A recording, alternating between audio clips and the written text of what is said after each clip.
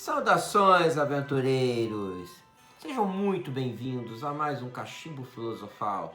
Eu sou o professor Thiago Macieira e no vídeo de hoje eu vou tecer os meus comentários, abrir aqui uma resenha com vocês sobre o primeiro romance publicado pela série de livros Fighting Fantasy, o espetacular As Guerras de Trolltooth, de Steve Jackson.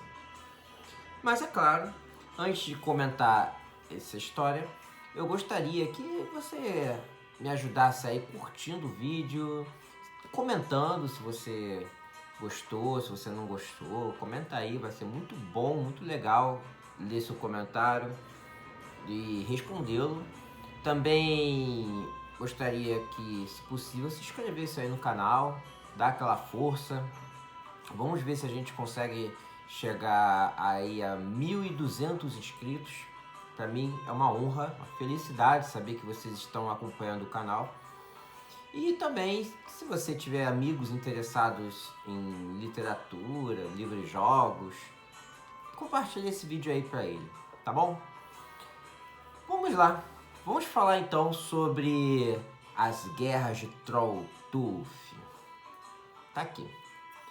Steve Jackson. Primeiramente, vamos a alguns dados técnicos, mas antes, deixa eu comentar uma coisa. Uma história do passado.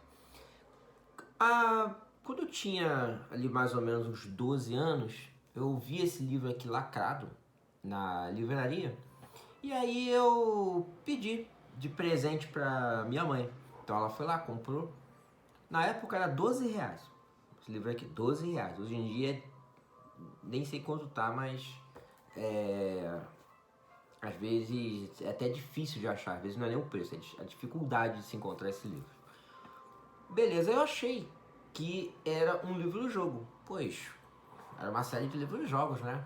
E aí, qual foi a minha surpresa quando eu abri e vi que era um romance. Abri o livro e não encontrei as famosas páginas numeradas, né, as 400 referências clássicas. E ele só texto, que às vezes era interrompido por uma ilustração, aqui e acolá, né? Então eu fiquei decepcionado, botei esse livro numa prateleira ali qualquer e deixei pra lá. Eu acho que eu só fui ler esse livro uns 2 anos depois de ter ganhado. E me arrependi de não ter feito isso antes. Olha, que livro bom. Que livro maravilhoso, espetacular. Uma história fantástica. Claro, foi feito para fãs dos livros-jogos. Mas, de maneira alguma, impede que outros não queiram ler. Ou pessoas que gostem de outros estilos não queiram ler. É uma ótima leitura, o tempo passa rapidíssimo, você em pouco tempo consegue consumir várias páginas. Eu li esse livro em 2 dias, de tanto que eu adorei esse livro. 2 dias já estava terminado e eu comecei a pesquisar se havia uma continuação, e de fato há, né? Então, As Guerras de Trolltooth está aqui, um romance, e gostaria de comentar um pouco mais sobre ele depois desse histórico. Bem, vamos aos dados técnicos. Em inglês, The Trolltooth Wars. Essa foi como foi lançado o título em inglês na sua publicação, que data de 6 de abril de 1989. O seu autor é Steve Jackson, ele mesmo. Steve Jackson estava parado desde 1984, 85. Ele não fazia mais livros para a série desde Criatura Selvagem, em inglês Creature of Havoc. E não fazia mais livros-jogos. Estava apenas na produção. Estava apenas com a produção, junto com Ian Livingstone. Mas quando a editora veio com a ideia de lançar um romance, uma literatura que expandisse o universo de Titã e se aprofundasse na história de alguns personagens, ele foi convidado e aceitou a ideia. Aceitou, comprou, né, a ideia e começou a escrever e lançou essa obra que tem mais ou menos 300 páginas, tá? Ele não é tão curtinho, não, são 300 páginas. Mas, cara, a história passa tão rápida, é um deleite, né, tão grande que você nem sente as 300 páginas avançarem, tá bom? Ilustradores. A ilustração é de Russ Nicholson, tá? Você tem o nome dele aqui embaixo, ilustrado por Russ Nicholson, que é o artista clássico, né? Ele ilustrou os primeiros livros, jogos, continuou ilustrando outras obras com o passar da série. E o trabalho dele aqui tá espetacular, como sempre. O Russ Nicholson é um ilustrador de primeira qualidade que não precisa nem de tantos comentários. Também temos um mapa aqui na contracapa, que no original é colorido, ele é um mapa colorido, mas a editora brasileira publicou em preto e branco. E esse mapa foi desenhado por Léo Hartas. Também temos a capa de Peter Andrew Jones, tá? Porém, a capa original desse livro foi desenhada por Christos Achillios, ok? E Peter Andrew Jones, ele ilustrou, fez uma capa para uma outra série de livros chamado Lobo Solitário. E essa capa aqui é de um dos livros da série Lobo Solitário, mas acredito eu que a editora brasileira não conseguiu os direitos da capa do Christos Achillios e acabou optando por esta capa alternativa, né? Aí saiu assim, mas ela não é a capa original. A capa original é preta e no site, que está aqui embaixo na descrição, vocês vão conseguir visualizar melhor, tá bom? E o livro foi traduzido para o português por Lília Oliveira, certo? Bom, vamos então à história agora? Vamos à história. Bem, antes de mais nada, gostaria também de dizer o seguinte. Este aqui é o primeiro romance, tá, da série Fighting Fantasy, e depois se tornaria o primeiro livro de uma trilogia. Seria a trilogia centrada num personagem, Shada Darkmoney. Esse Shada Darkmoney, então, apareceria nos outros dois livros, que são o Ladrão Demônio, Demon Stealer, e o terceiro que fecha a série, Shadow Master, tá? Desses, o Demon Stealer chegou a ser traduzido no Brasil, mas o Shadow Master não. Então a trilogia aqui em português ela é incompleta. Você tem que saber o inglês para ler a conclusão, a história final. A série também lançaria uma quadrilogia, também romance, envolvendo a personagem Zagor, o feiticeiro da Montanha de Fogo. E seria escrito por Ian Livingstone e Carl Sargent, certo? Quem sabe futuramente a gente comenta.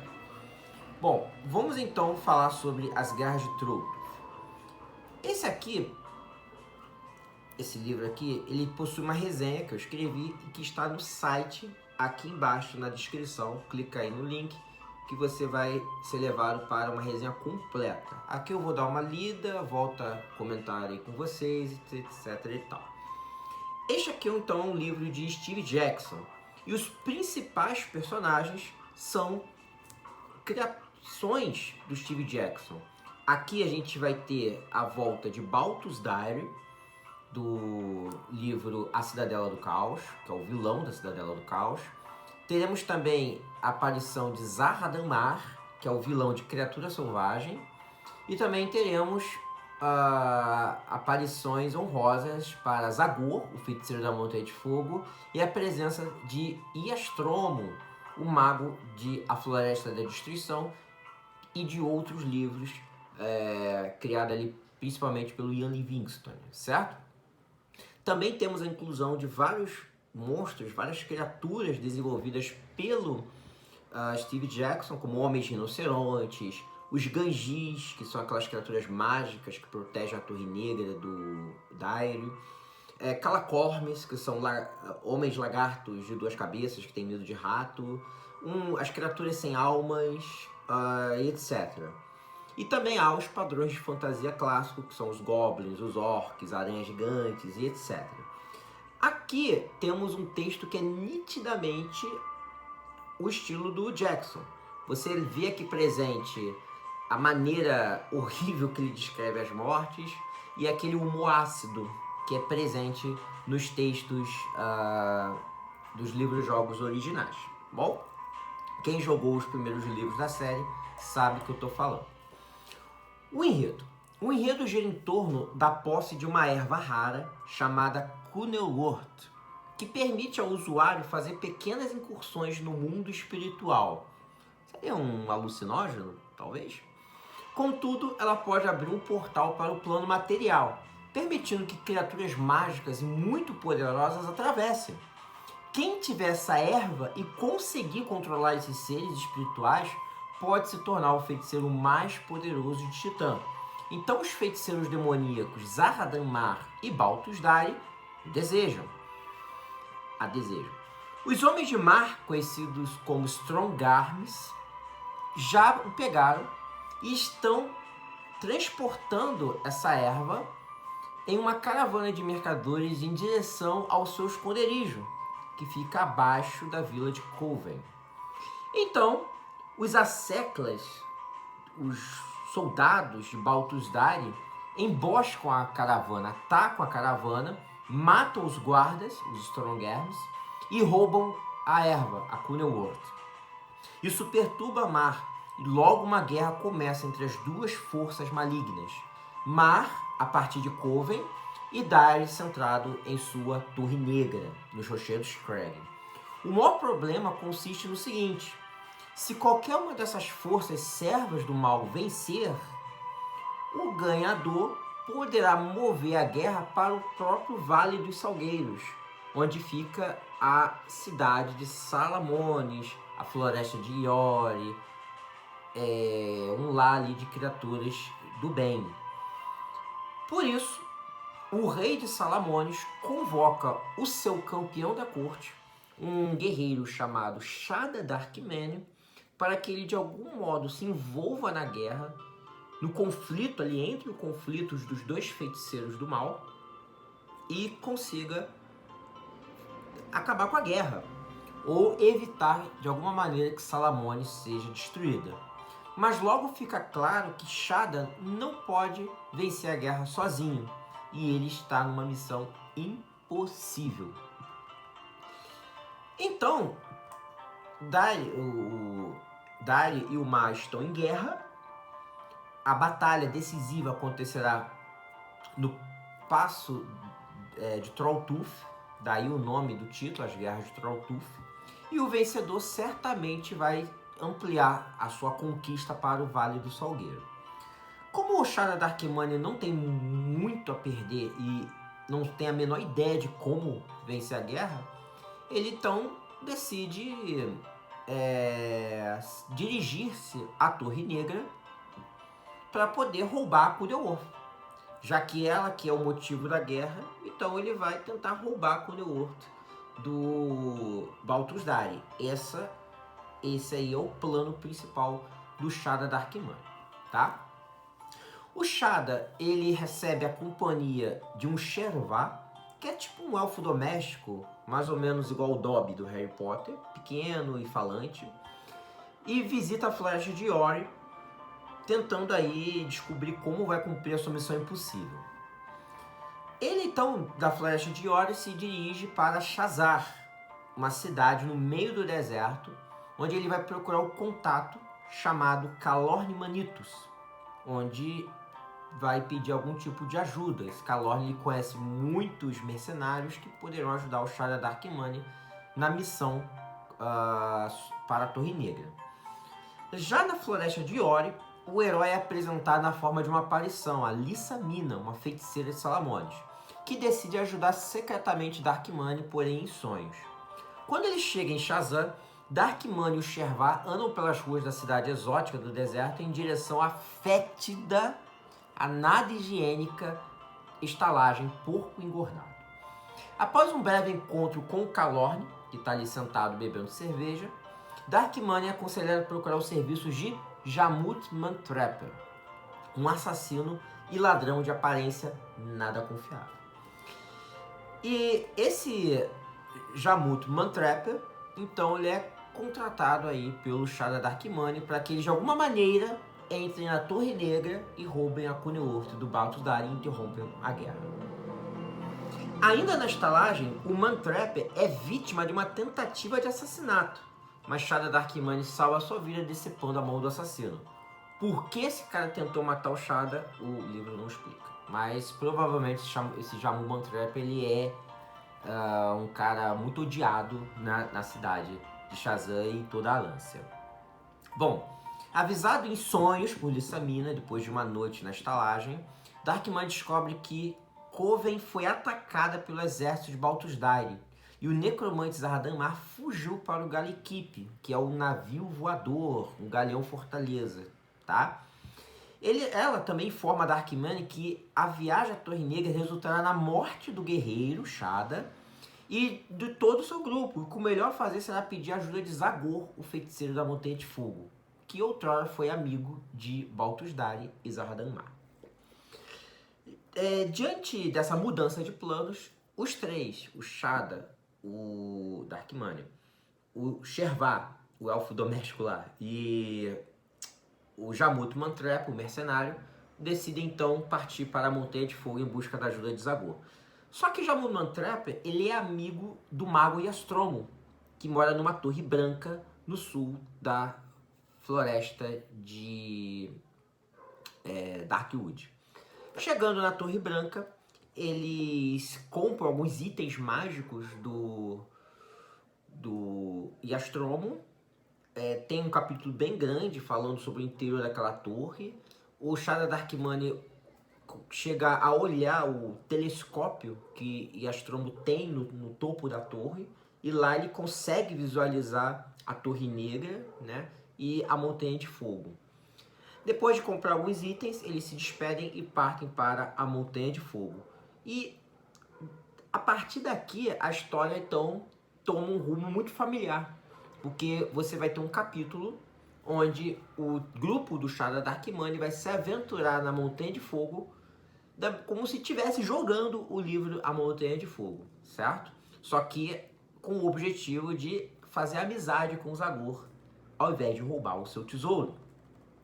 Nesse meio tempo, a guerra prossegue, com Baltus Dari lutando ao lado de poderosas entidades espirituais, os Sork, conjurados por meio da Cuneo, a erva mágica, após um ritual de feitiçaria. Mario conseguiu se aliar aos poderosos Gangis, que decidem trair Baltus Dari em troca de novos conhecimentos mágicos ofertados pelo necromante de Coven.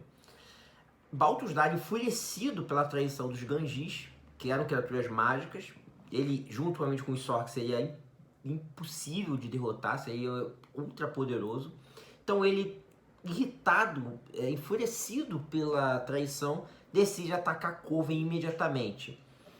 A vila de Coven é atacada, dizimada pelas tropas de Dari, e Mar responde enviando os Gangis, que promovem grandes estragos nas tropas do Senhor da Cidadela do Caos. Após uma forte batalha entre os Gangis e os Sorks, estes desaparecem e voltam para o mundo espiritual. Dá ali um empate, um clarão, e as duas criaturas desaparecem, fazendo com que Baltus Dari perdesse a vantagem de ter os Sorks ao seu lado e o Zahradamar perdesse também a vantagem de ter os Gangis lutando ao seu lado. Agora tudo vai ser na mão mesmo, né? As tropas de Dari e Mar então se enfrentam no passo de Trolltooth, até que por causa da incompetência do principal general de Dari, as tropas mortas-vivas de Mar vencem a batalha do passo de Trolltooth e então começam a se dirigir para a Torre Negra. Quando Baltus Dari percebe que perdeu seu exército e está para ser cercado, ele volta a fazer uso dos poderes da erva Cunilorth. Porém, ele é tragado pelo portal dimensional e aprisionado no mundo espiritual. Isso porque ele queimou praticamente a erva toda e não sobrou o suficiente para ele conseguir escapar e ele fica preso no mundo espiritual. Uma coisa de louco, tá? Bom, e o livro, como vocês podem ver, ele é assim, ele é intercalado. Ele intercala no Zahradamar, depois ele intercala no Baltus Dire, depois ele intercala para o grupo do Shada Darkmane e depois ele parte para a guerra. Então cada capítulo são separados, mas depois eles todos se encontram no final, num enredo todo lógico, tá? Então começa o capítulo que narra a jornada do grupo de Darkmane pelo interior da Montanha de Fogo. Nessa parte, imaginei estar lendo o Feiticeiro da Montanha de Fogo, pois muitas passagens são idênticas ao livro do jogo, como o Minotauro no meio do labirinto, as moedas de ouro falsas, os guardas orcs do começo da caverna e o Ciclope de Ferro com uma joia no lugar do olho. Depois de ter vencido os desafios da Montanha de Fogo, o grupo enfrenta uma emocionante batalha o próprio Feiticeiro Zagor, e este é derrotado pelo Mantrap que usa a joia de olho contra ele.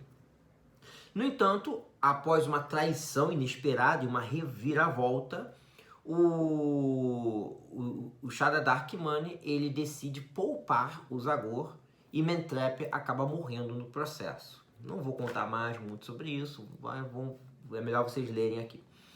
O feiticeiro então se oferece para teletransportar o guerreiro sozinho até o Gallikeep, o Galeão Fortaleza, onde Mar mantém suas tropas.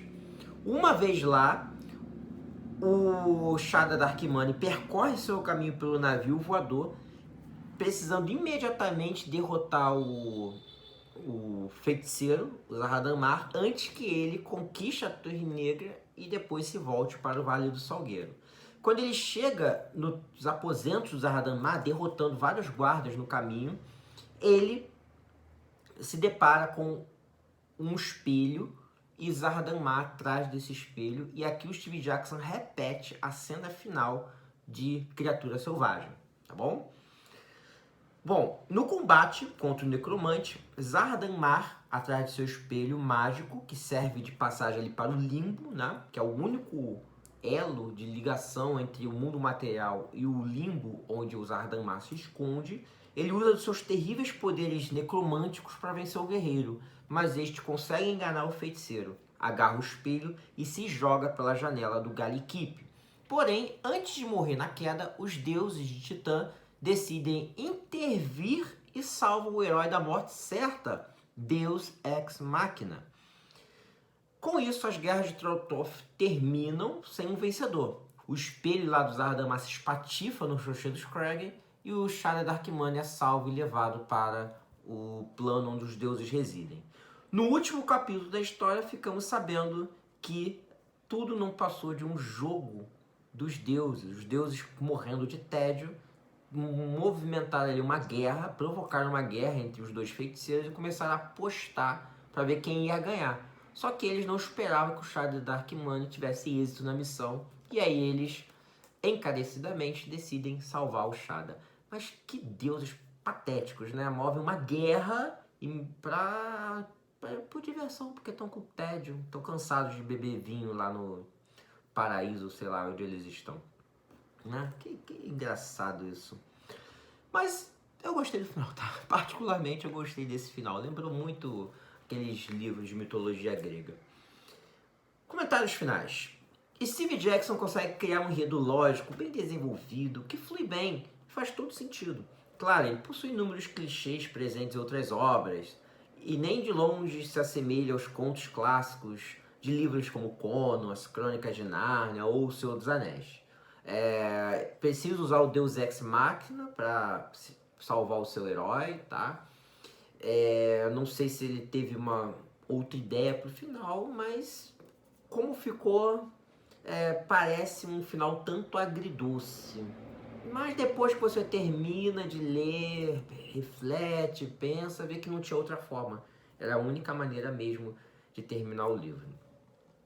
O bônus adicional de ser um livro de história significa que é possível desenvolver a urgência do enredo tendo vários tópicos em execução simultaneamente para se ligarem lá no final, tá?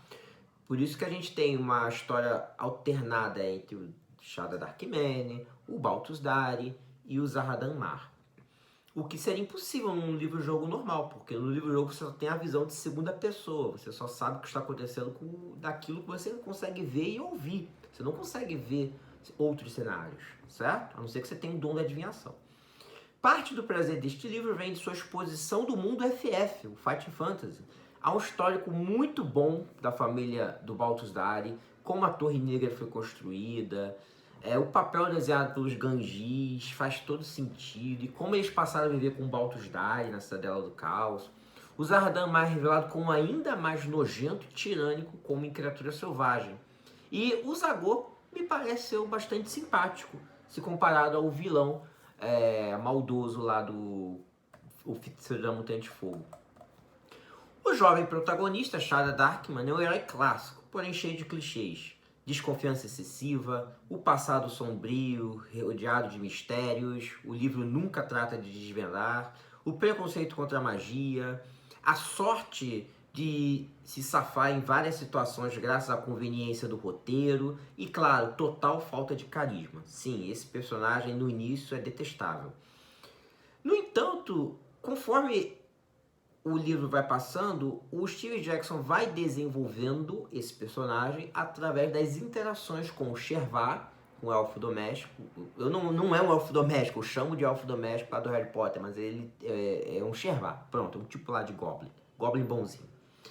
Aí tem a interação dele com o Jamu Mantrap, o mercenário, depois com o Zagor, com o Yastromo. Então, essas interações, e finalmente no final com o próprio Zahradamar, levam um desenvolvimento aí do personagem que no início você não iria ligar a mínima pro final dele, tá? Mas no final você começa a ficar preocupado e sim quer saber se ele se deu bem ou não. A melhor parte do livro para mim é quando eles chegam na cidade do deserto, Shazar, que nunca apareceu em nenhum outro livro-jogo, tá? Só aparece mesmo aqui. E Shazar é muito divertida, lembra tipo a Índia, né? Com várias figuras bizarras, exóticas nas ruas. E a descrição da estalagem fétida, um porco engordado é fenomenal, memorável, tá? Pô, só essa estalagem aqui vale o livro todo. Claro, há também uma coisa interessante, né? Saber que os Ganjis têm arqui-inimigos, que são os Sorks, que são descritos nesse livro aqui. Eles são tão poderosos contra os Ganjis, tanto que quando eles se enfrentam na batalha há um empate técnico, eles desaparecem, voltam para o mundo espiritual. Mas é legal saber que eles têm um arqui-inimigo no outro mundo, né? Eles não são tão onipotentes assim. Bom, claro, você pode pensar assim, esse livro então é só para os fãs, é um fanfic?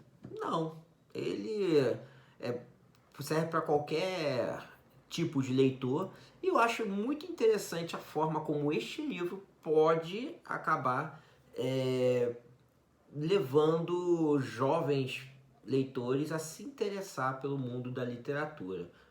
Eu acho que na minha época esse aqui foi o primeiro livro lido por muitos garotos, muitas pessoas. Foi o primeiro livro que a pessoa leu na vida, ali por volta dos 12, 13, até 14 anos, sei lá.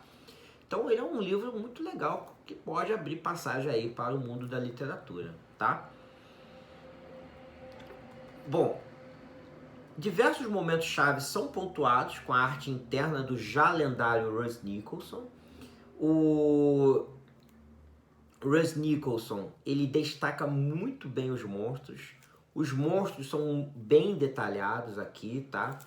Ele não desenha uma criatura igual a outra, tipo, os orcs não são iguais, né? Não são Stormtroopers. Cada orc aqui vai ter um detalhe, uma característica, seja a falta de um olho, seja uma verruga diferente. Então, cada criatura aqui é descrita de forma única, tá?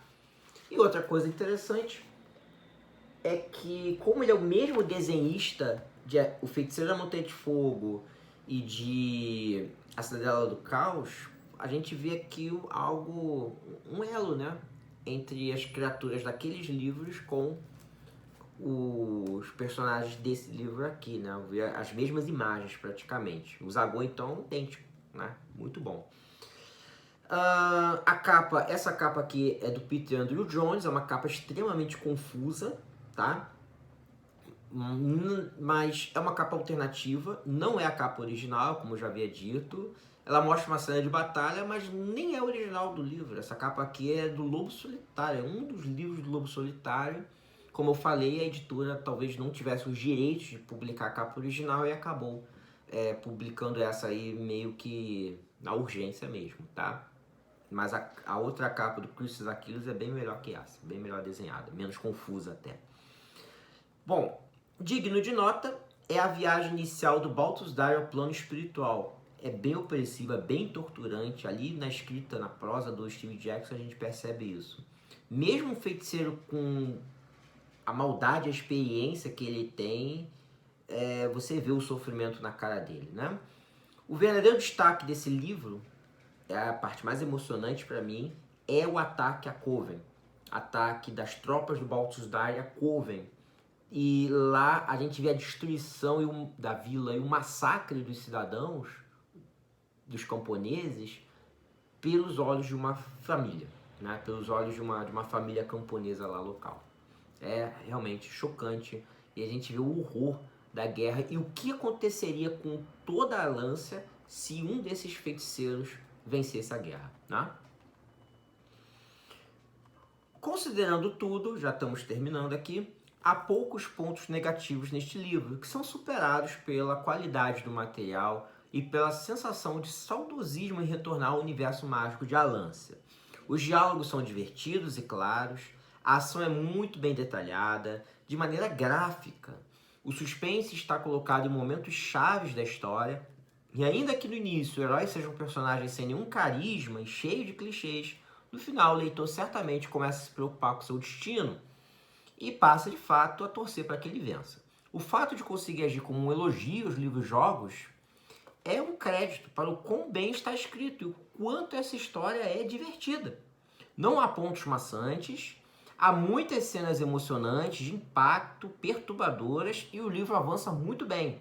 É muito fácil você ler 50 páginas, 100 páginas, 150 páginas uma única vez. Tem gente que consegue ler esse livro aqui num único dia, porque é muita ação, cara. É muito emocionante mesmo. Eu gosto, é muito bom, não é cansativo. É uma ótima leitura, eu recomendo. Os romances Fighting Fantasy nunca foram relançados e definitivamente merecem outra chance, assumindo que ainda podem encontrar uma audiência em uma geração cada vez mais abandonada ao tédio da tecnologia e da modernidade. Bom, então fico por aqui. Recomendo mais uma vez essa leitura muito agradável, As Guerras de Trolltooth. Se tivesse que dar uma nota de 0 a 10 para esse livro, apesar de todos os clichês, os erros, né, infantis que tem aqui e tal, algumas conveniências, eu daria uma nota 8,5, tá? Uma nota 8,5 para As Guerras de Trolltooth, mas é muito relativo. Tem gente que vai gostar, tem gente que não vai e assim por diante. Meus caros, obrigado por me acompanharem até aqui. Fiquem com Deus, uma ótima semana e até o próximo Cachimbo Filosofal. Tchau!